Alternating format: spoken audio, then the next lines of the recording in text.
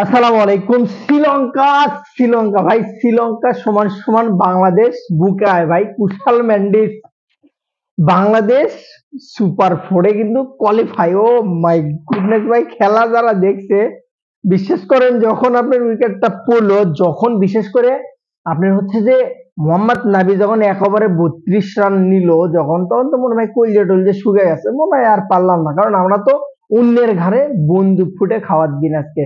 বাংলাদেশের মানুষ কি পরিমাণ শ্রীলঙ্কার পেজে কি পরিমাণ ভালোবাসা দিচ্ছে আপনাকে বলে বোঝাতে পারবো না। কোয়ালিফাই করতে বাংলাদেশ এক্সাইটেড আপনাকে আমি বলে বোঝাতে পারবো না যে আসলে সত্যিকার। কিন্তু দুঃখের বিষয় হচ্ছে, বাংলাদেশ যদি নিজের যোগ্যতায় নিজে খেলে কাজটা করতো, তাহলে কিন্তু আরো সবচেয়ে বেশি ভালো লাগতো, যেটা যে বাংলাদেশ আমরা কোয়ালিফাই করছি নিজের যোগ্যতা। বা শ্রীলঙ্কা যে কাজটা করলো, নিজেরা তো গেল গেল আফগানিস্তানের মতো টিমকে, যেটা এশিয়ার মধ্যে সেরা সেকেন্ড সেকেন্ড টি-20 বেস্ট টিম, তাদেরকে কিন্তু হারায় দিছে আজকে।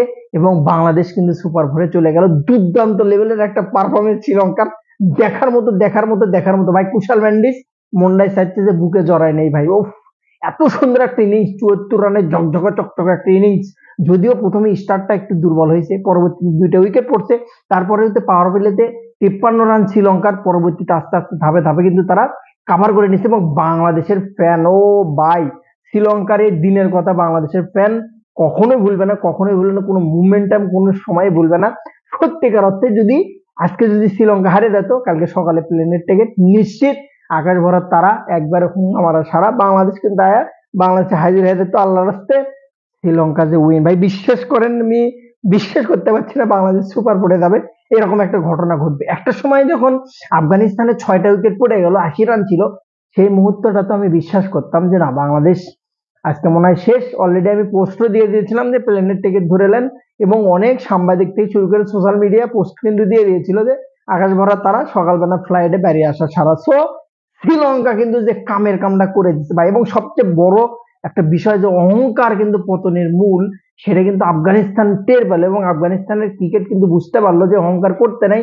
তাদের কাছে এত বিশ্বমানের স্পিনার থাকা সত্ত্বেও কিন্তু তারা আজকে হেরে গেল। শ্রীলঙ্কা মানে বড় দল সবসময় যে বড় দলই হয় সেটাই কিন্তু, মানে শ্রীলঙ্কার গুণগান করছে, 2 দিন পর তারা কিন্তু শত্রু হবে, এটা স্বাভাবিক।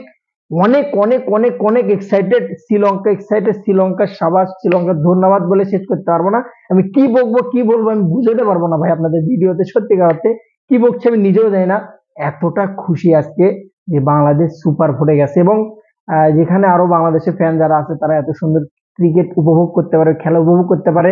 বাংলাদেশের যে ভুলগুলো ছিল, ভুলগুলো থেকে শুধরে তারা যেন সুপার ফোরে ফাইটিং স্কোর দাঁড় করাতে পারে, ফাইট করতে পারে অন্যান্য দলগুলোর সাথে, এই কামনা, এই শুভকামনাই করছে। শ্রীলঙ্কা ক্রিকেট জিন্দাবাদ সারাটা জীবন। কামিন্ডা মেন্ডিস অবশ্যই বিপিএল এ কামিন্ডা মেন্ডিসকে চাই।